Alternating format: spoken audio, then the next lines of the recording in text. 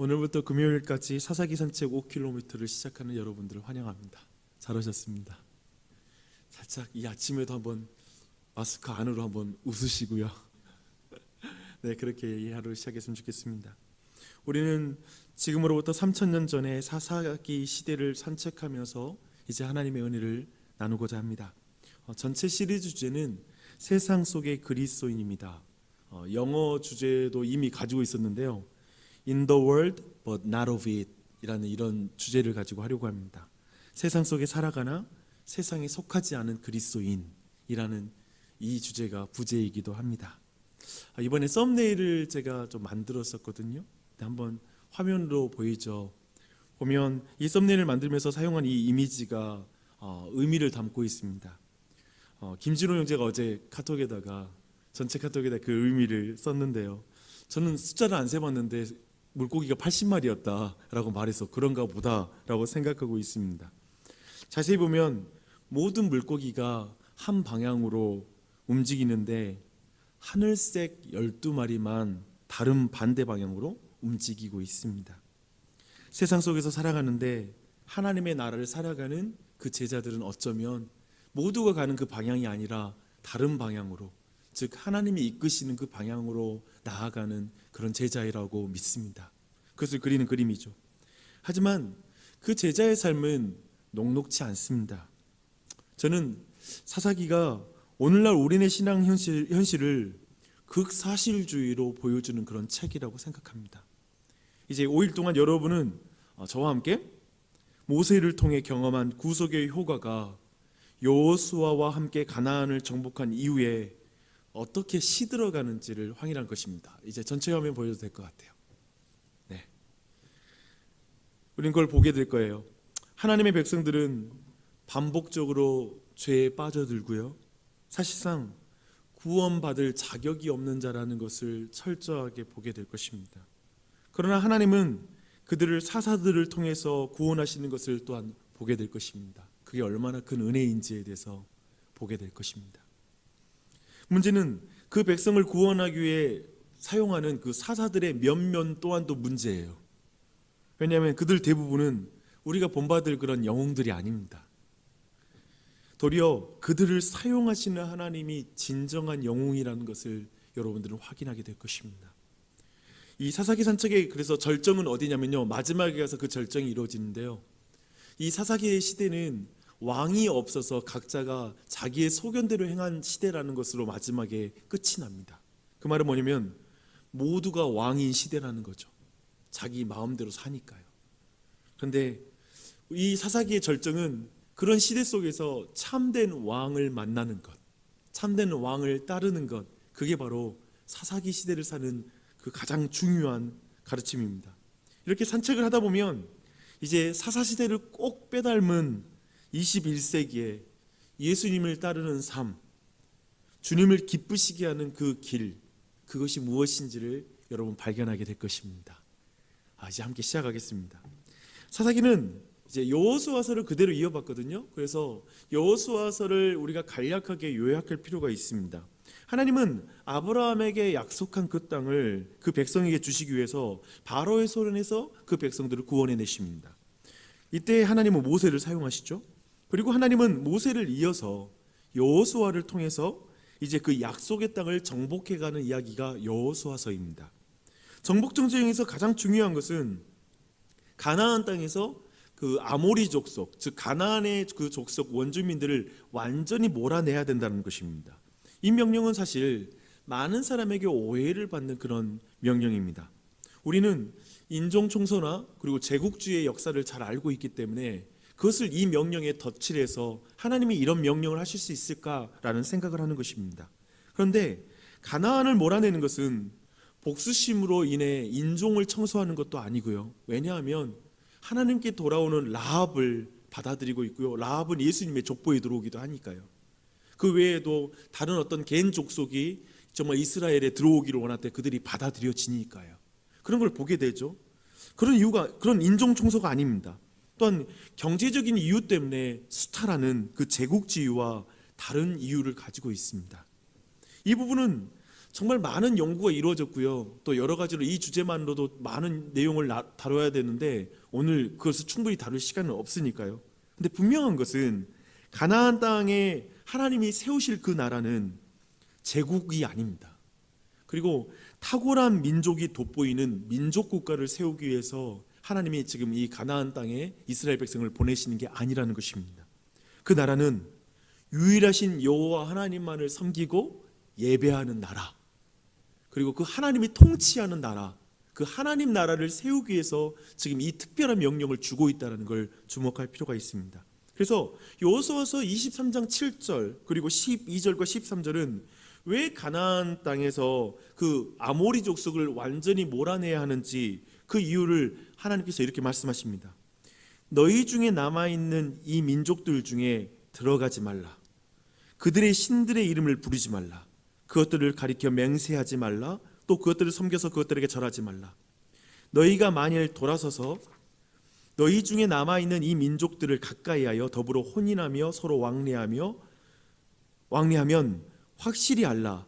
너희의 하나님 여호와께서 이 민족들을 너희 목전에서 다시는 쫓아내지 아니하시리니 그들이 너희에게 올무가 되며 덫이 되며 너희의 옆구리에 채찍이 되며 너희의 눈에 가시가 되어서 너희가 마침내 너희의 하나님 여호와께서 너희에게 주신 이 아름다운 땅에서 멸하리라 라고 말씀합니다.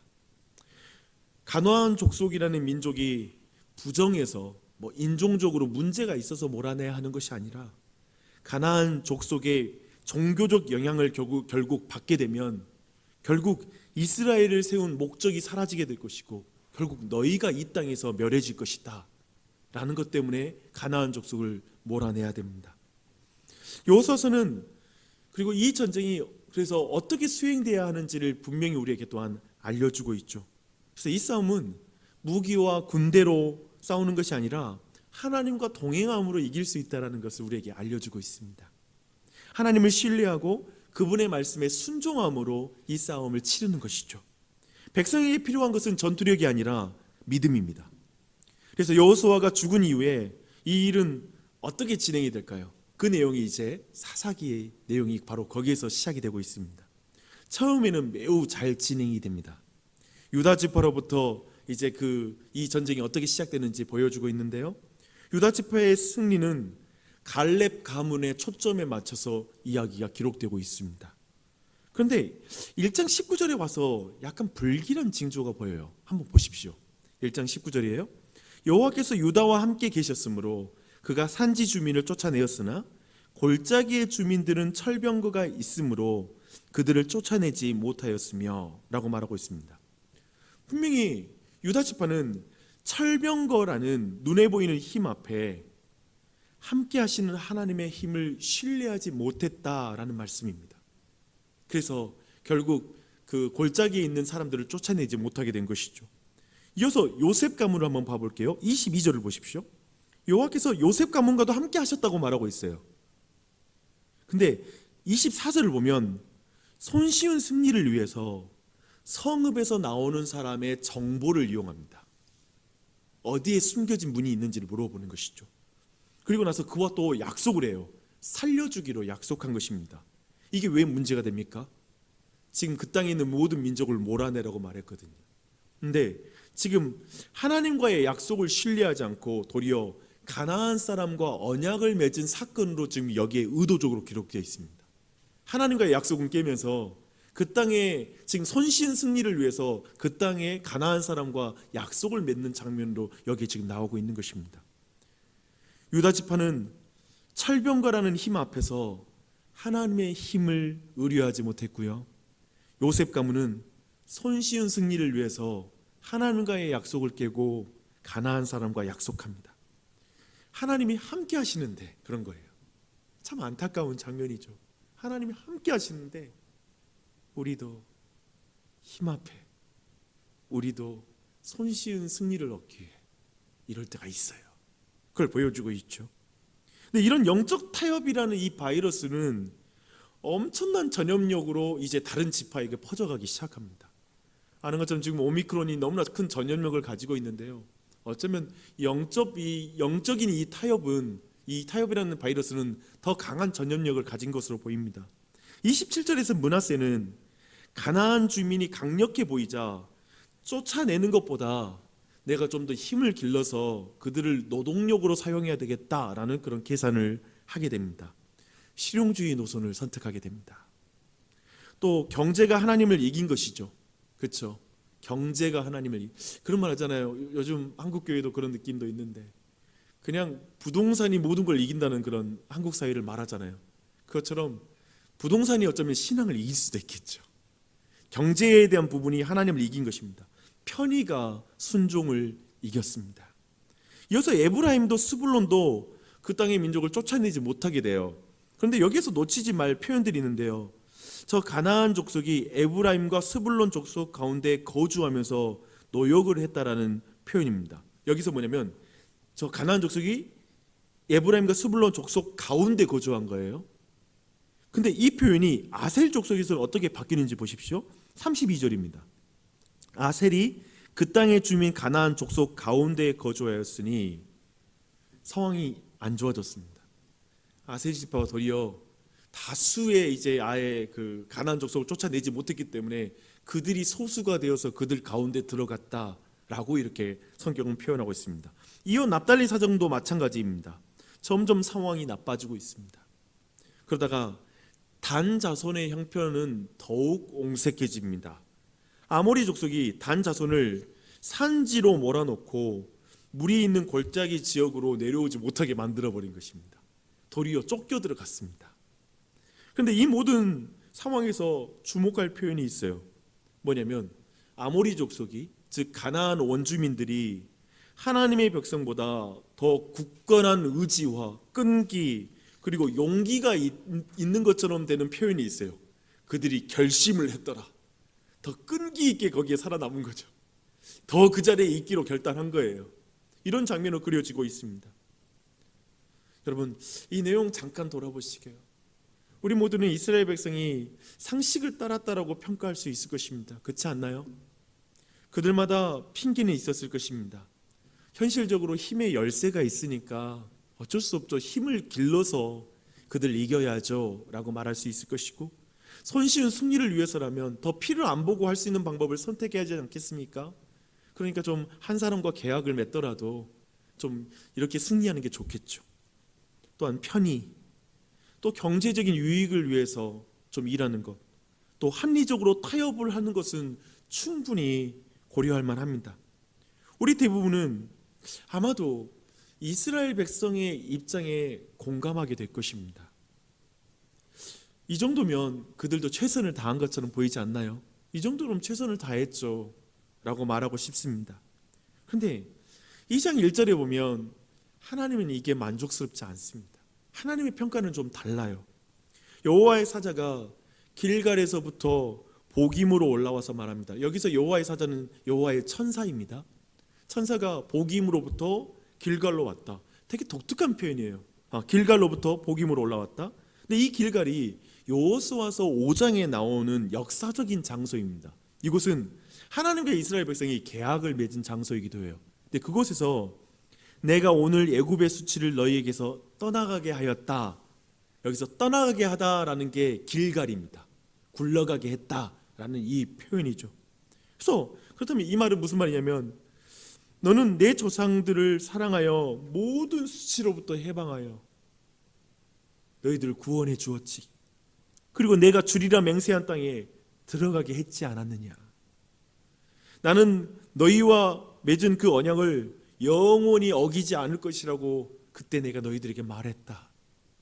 그리고 내가 너희에게 이 땅 주민과 언약을 맺지 말라고 그들의 제단을 헐라고 했지 않느냐.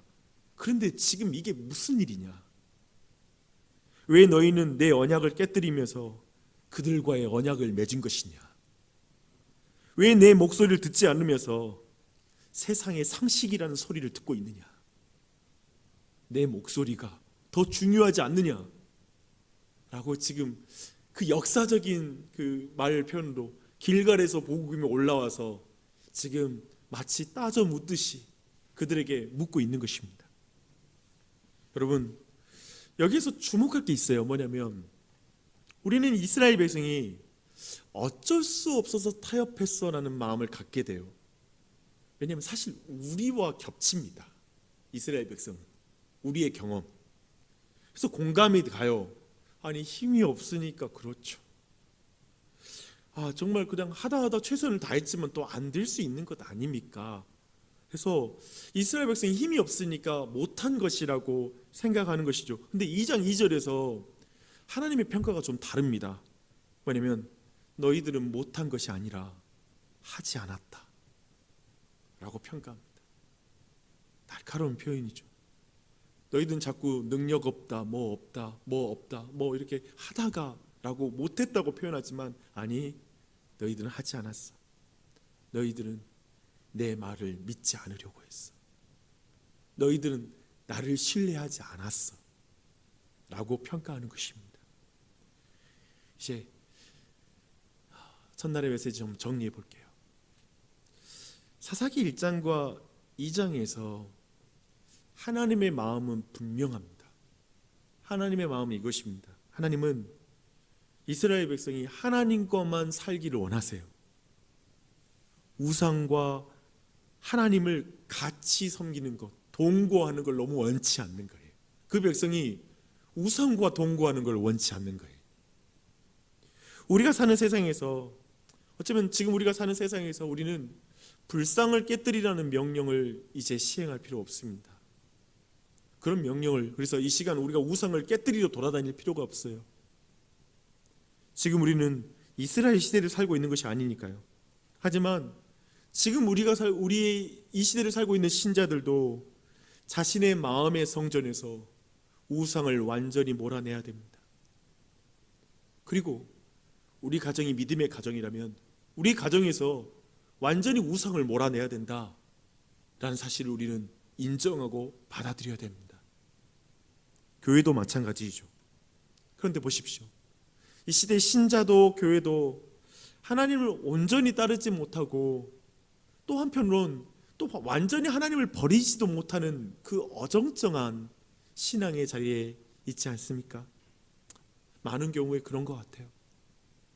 하나님이 함께 하시는 것을 고백하면서 힘 앞에서 하나님의 능력을 보지 못했던 경험, 그리고 손쉽게 이길 것 같아서 하나님과의 약속을 깨뜨리고 그냥 세상과 약속을 맺었던 경험, 우리의 마음과 우리의 가정, 우리의 교회에서 우상을 완전히 몰아내지 못하고 어느 순간 우상들 가운데 살아가는 것을 그냥 받아들이는 것, 괜찮겠지 뭐, 이 정도는 문제가 아니지 라고 생각하면서 어느 순간 우상들 가운데, 때로는 그냥 내 삶의 모든 것에서 하나님의 사람으로 다른 점이 없는 것 같고 내가 그저 이 세상에 쫓겨서 산지로 올라가 버린 듯한 느낌, 내 신앙이라는 게 세상에서도 그저 숨어 들어가고 있는 그런 최소한의 것을 지키고 있는 모습, 그런 모습일 때가 있습니다. 모두 어쩔 수 없었어요. 능력이 없었어요. 전 힘이 없어요 라고 말하기도 하죠. 그러나 그때 주님이 이렇게 말씀하실 수 있어요. 아니, 너 나를 믿지 못했어. 나를 신뢰하려고 하지 않았어 라고 말할 수 있을 것입니다. 근데요, 제가 진짜 보고 싶은 것은 이제 제가 드리는 말씀이에요. 흥미로운 것은 이어지는 이야기입니다. 이것까지 봐야 돼요. 하나님은 이제 아모리 족속이 이스라엘의 가시와 올무가 될 거라고 말씀하십니다. 그러자 이스라엘 백성은 소리 높이 울면서 제사를 또 지내요. 재밌지 않아요? 흥미로워요. 막 울어요. 사실 그렇게 다 스스로가 무덤 팠잖아요. 스스로가 만든 결과잖아요. 근데 하나님의 말씀 또 듣고 났을 때는 또 그것 때문에 마음이 아파서 울어요. 그리고 제사를 지냅니다. 계속해서 이게 무슨 신앙인가 싶어요. 도대체 이 신앙이 무슨 신앙인가? 이스라엘의 타협적인 신앙의 모습이 보입니다. 하나님을 따르는데 온전히 따르지 못하는 그 어정쩡함, 그런 모든 것이 이 안에 있습니다. 이게 바로 여러분, 이게 사사기라는 무대예요. 이거 말하고 싶었어요 오늘. 이게 사사기라는 무대예요.